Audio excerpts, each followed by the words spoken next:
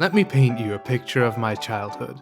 I was born in the early 1990s in the small country of Hungary. Alright, don't worry, it won't be that long of a story. Point is, I used to come home from school, lie down on the carpet in front of the small TV in our home, and watch Spider-Man with my brother, and eat cereal straight out of the box, no milk, no nothing. It was the most magical time. I don't know if you can relate, but sometimes I take a mental snapshot to try and record an entire cross-section of my life at that exact moment.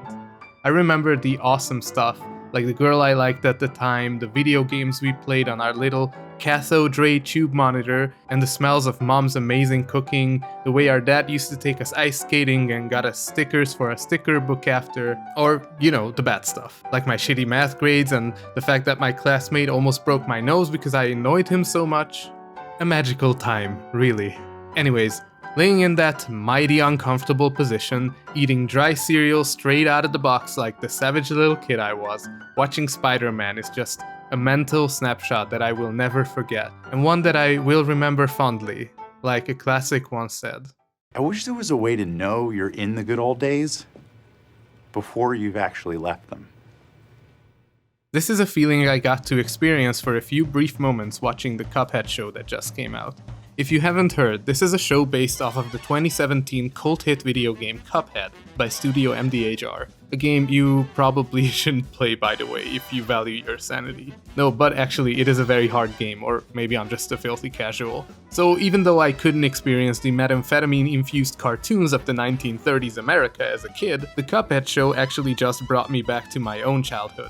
I even went out to get a significantly worse version of the same cereal to get back that authentic feeling. I swear to God, stuff just tasted better back then. The Cuphead Show brings immensely creative animation, beautiful art and production in 9-minute bite-sized episodes with catchy, if simple songs, and wacky adventures of our heroes Cuphead and Mugman. Despite the fact that I haven't seen the original cartoons of the 30s, I did feel that it was full of callbacks. And it really seems like the creators did their homework. Like, tell me this isn't a reference to Minnie The Moocher. Totally, totally, totally, totally, totally, totally, heedly, heedly, heedly, Hoddy, hoddy, ho. Hoddy, hoddy, ho.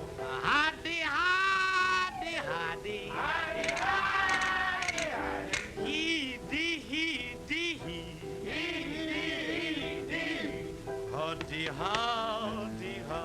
Hoddy, hoddy, ho. While watching, I had one question in my head. How is this different from the Fleischer and Disney cartoons of old?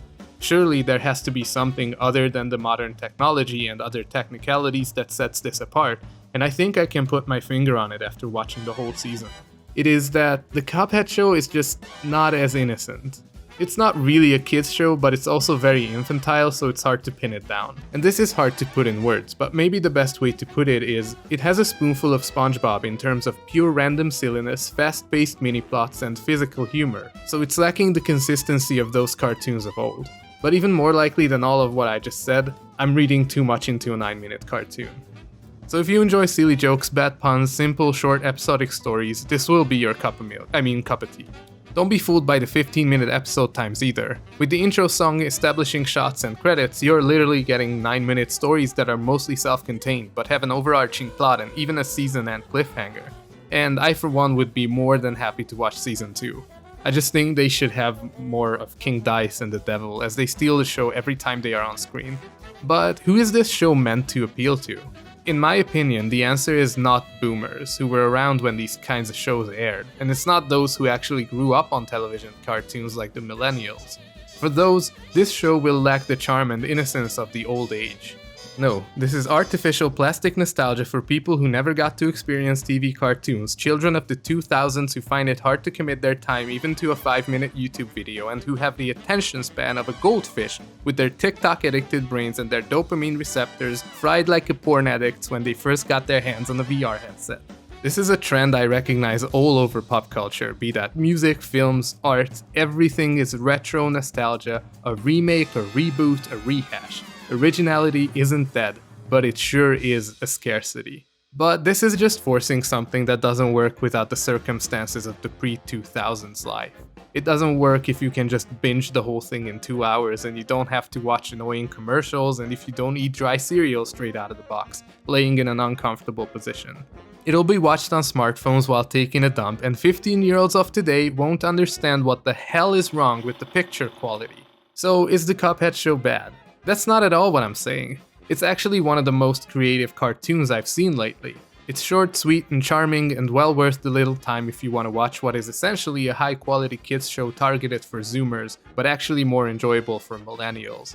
I might have sounded negative, but it's actually something I would recommend. It's just targeted weirdly, I think. It's not much more than a great little nostalgia trip, but it knows what it is, and it delivers perfectly. And by the time you watch this video, you could have watched almost an entire episode of the Cuphead Show, so what you waiting for? I suddenly developed Cuphead's dialect, I guess. But hey, if you've already seen Cuphead, watch my video on the legend of Vox Machina, it's such a good time. I've actually yet to finish that series. What's your favorite childhood cartoon? Let me know in the comments. Lots of videos in the works, guys. Subscribe if you want to see them. Bye bye.